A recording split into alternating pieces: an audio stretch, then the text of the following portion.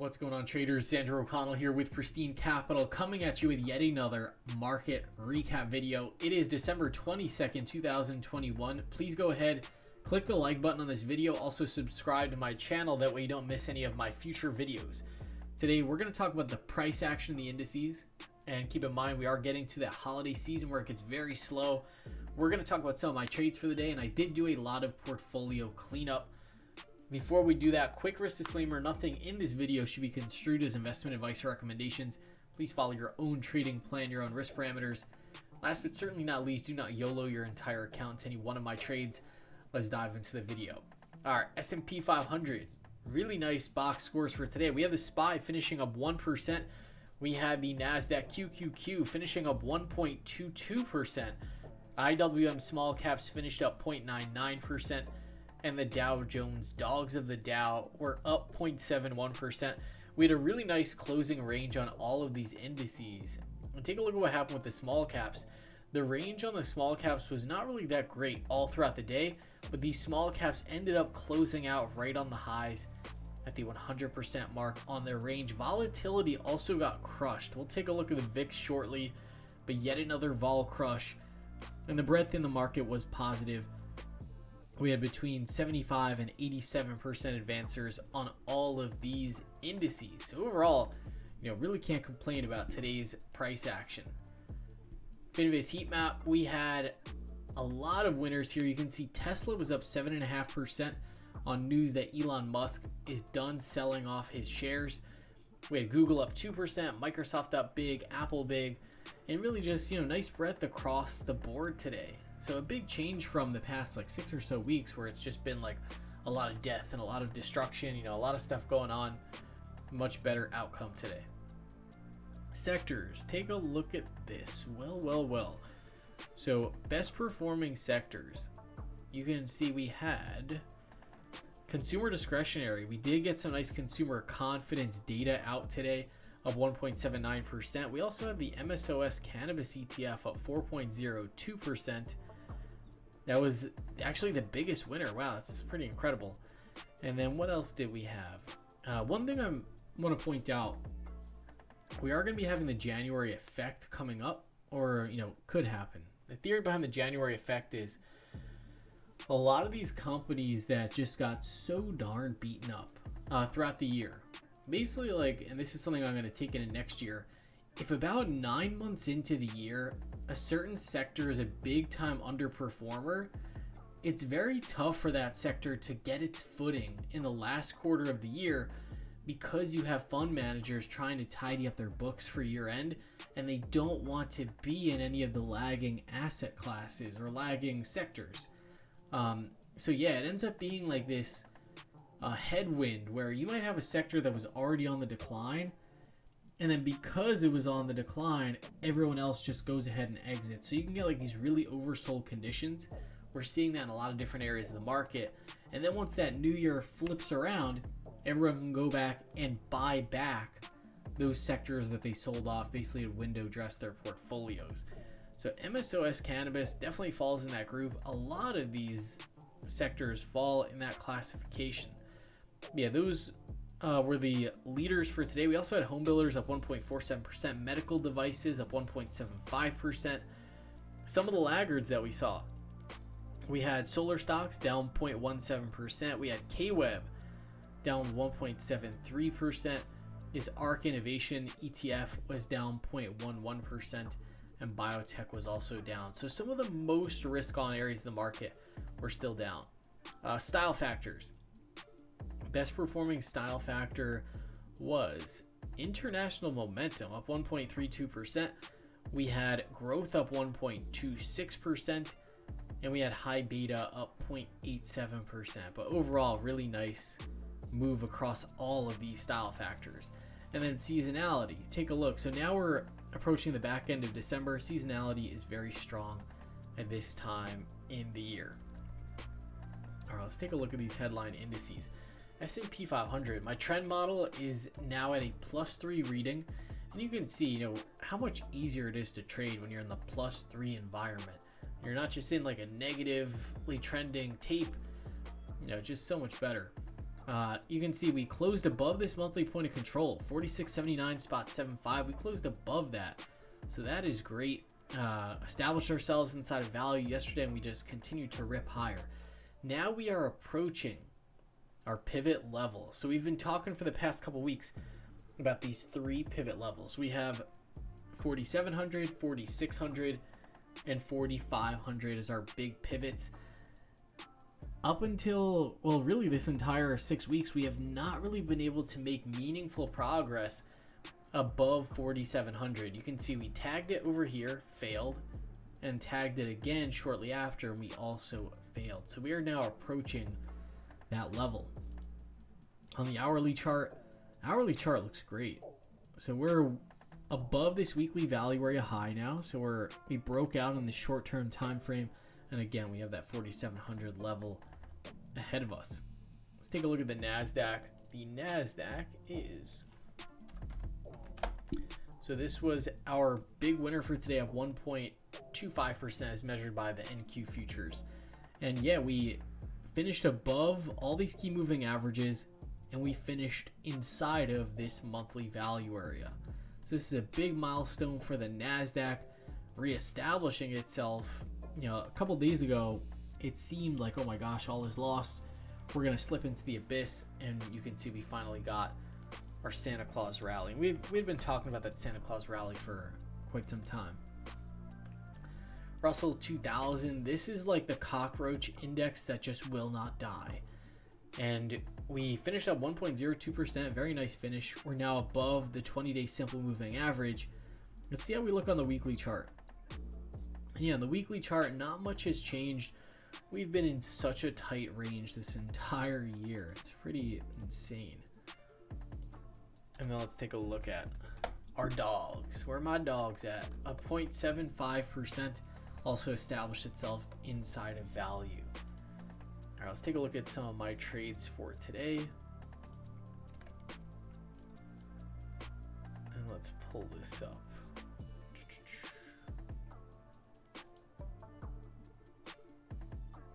Where was this? Yeah, so today my primary objective was, okay, we're getting some strength in the market. Some positions are working very well, others are not. And what I wanted to do is just clean up what I call bad risk. And bad risk is when you're pretty much like sitting in the trade. You have a strong feeling you're not going to win the trade, but you're just sitting with it anyway. You're just like, it might come back, or like you're just kind of stubborn. You don't want to take it off. So I closed out my Lucid February 18th, 40 strike calls for $6. I'd paid $7.85 for those. Like I said, not seeing the relative strength I would like to in this name. And that's exactly, it's exactly the case. So Lucid, off the bottom here, Lucid looked pretty good. We were holding above the 50-day moving average. This one was actually showing some relative strength. But then as everything else pivoted off the lows, Lucid was left behind. And on a day where Tesla is just ripping so much, this stock should really be participating. So yeah, Lucid, I was like, you know what? If I'm following my rules, there's no reason why I should still be in this. I should be allocating this capital to something else. So yeah, I took that one off. And also I noticed that Lucid is correlated with the ARK ETF. And I was like, you know what? I don't want to have all of my exposure riding on that ARK ETF. This is one of my goals for 2022. I want to keep a closer track on these correlations with everything that's in my portfolio, because what I saw heading into today was, a lot of my assets, their strongest correlation out of all of these indices is the ARK ETF. So I want to make sure I'm getting different looks in my portfolio and assets that are correlated, with different headline indices. So like for instance, Expedia, this one is correlated most closely with the Russell, but it's a 0.65 correlation. That's a different look compared to, just having like 100% growth stocks. And when the ARK ETF is down, they're all going to be down. When the ARK ETF is ripping, they're all going to be ripping. See, I took that one off. And then I took off these December 31st, 472 calls into the strength. Closes out for 136. I'd paid 401. And this is really like the prime example. So you enter a slightly out of the money option, and at the time I believe I entered it on this day, and the index just completely fell apart. So yeah, basically what happens is that option has maybe 9 days till expiry. Could the SPY end up reaching 472, which was my strike? Absolutely, it certainly could. Could it go even higher? Could it tag this 474? Absolutely. But basically what's going to happen is that theta decay is really working against me, and the position that I'm holding now is not the same position that I entered. So I just wanted to clean that up. Just be like, you know what? Take this off, reallocate the risk, and just make sure that I'm remaining disciplined. See, I closed that out. And then what else here? I did do some stock trades as well. I closed out, and this was same thing right here.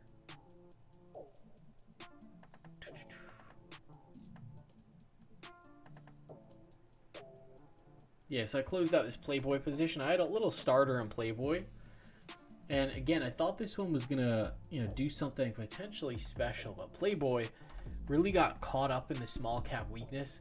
I think this could be another one that, it's just been not a good performer throughout the year. So this is one where, it's really just no one's interested in picking this thing up in the last week of the year. And Playboy, hey, if it starts showing some relative strength, definitely want to get into it. But for now, just close that one out. I closed out my Affirm common stock for a small winner. And this one was really nice process. And I think this is going to be crucial. So I want to show you this real quick, and I'm going to try to do it quick because I don't want this to be like a 50-minute video, but take a look at this on TradingView. Let me pull this up. Let me go to SPY.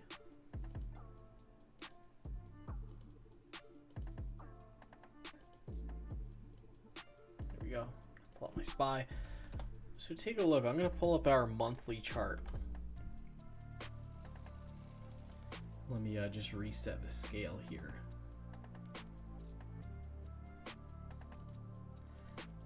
So yeah, let's zoom in.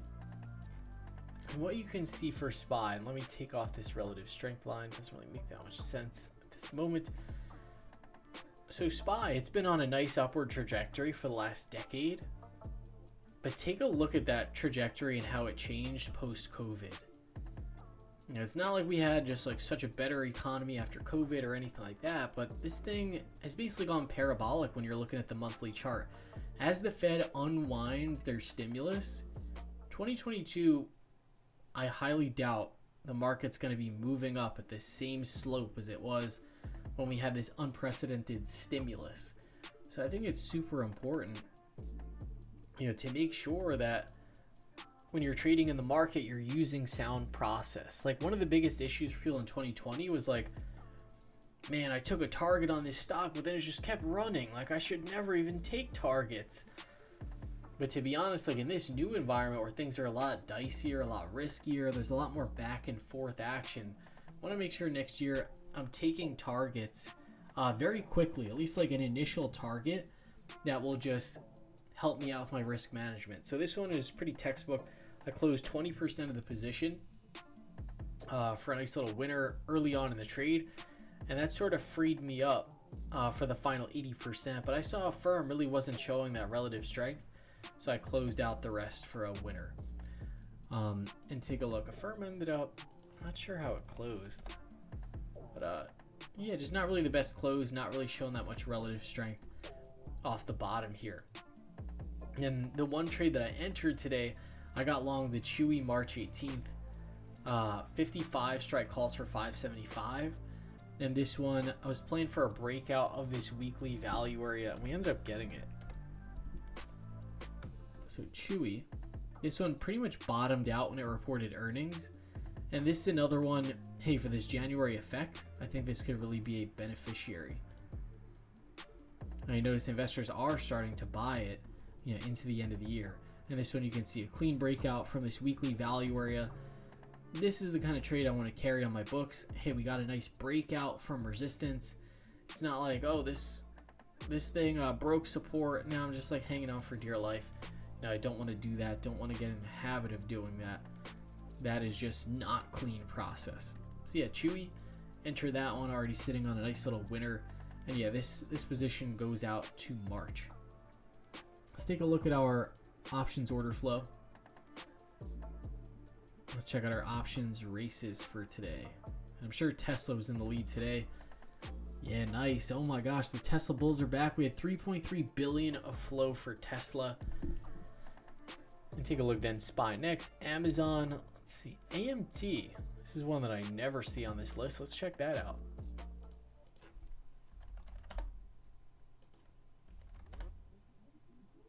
Oh, this one looks really good. Yeah, nice technical setup. It is a REIT, and this group has been very strong. And yeah, this one looking pretty solid. Price action's nice and tight. Let's see what we had here. We'll go to our Tradescape. And one thing I want to show you real quick. So when we look at our trade tape, one thing I noticed very early on in the morning was that investors were committing capital to higher strikes. That's what I mean here.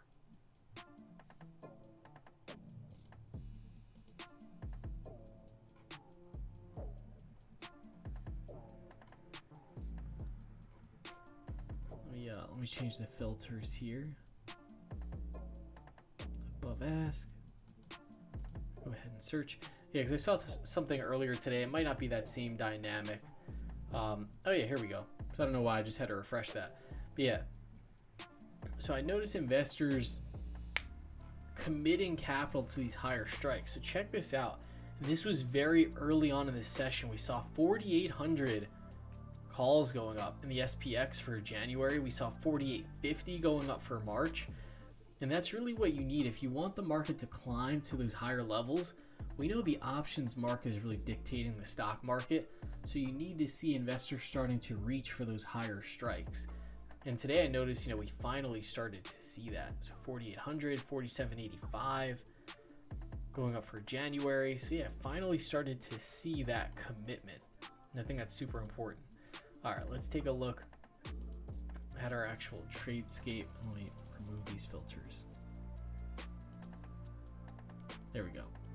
Okay, so Tesla, bunch of calls going up, and there had actually been a lot of put buying in Tesla prior to this, and you can see a lot of short-term stuff for the 23rd. This is the 1,000 strike out to January, 1,000 strike out to New Year's. But yeah, very nice move for Tesla. Amazon, a lot of call flow. Let's see Amazon, what that one is doing. Amazon looks like it might be carving out a bottom here, but not showing the most relative strength in the market, that's for sure. And yeah, AMT. So this was the anomaly. January 21st, 220s, 240s, 250s. I believe this stock was at like 500, wasn't it? Oh no, it was at 281. So it's not like that's like super deep in the money. Very interesting. We got the AMT. Got Microsoft, Google, a lot of really just like the FANG names. Roku. Wow, ton of puts going on for Roku. Let's see, did this one just like roll over and die? Yeah, it's just consolidating above that 20-day moving average. Let's see what else. Ford is really catching my eye. So we got the January 16s, April 23s. That's interesting. February 17s. Yeah, these are not like, daily options. March 20s. Ooh, let's see what you got, Ford. Yeah, and Ford is just building out a very nice base. Yeah, look at that on the weekly chart. Had a pretty crazy parabolic run, and now it's consolidating, but it's not really consolidating in price, or it's not pulling back in price. It's really just consolidating in time. It's a very good looking chart here. We're going to end off on that. With that being said, that about does it for this market recap video. Hope you all had a great trading session today, and I'll see you all tomorrow.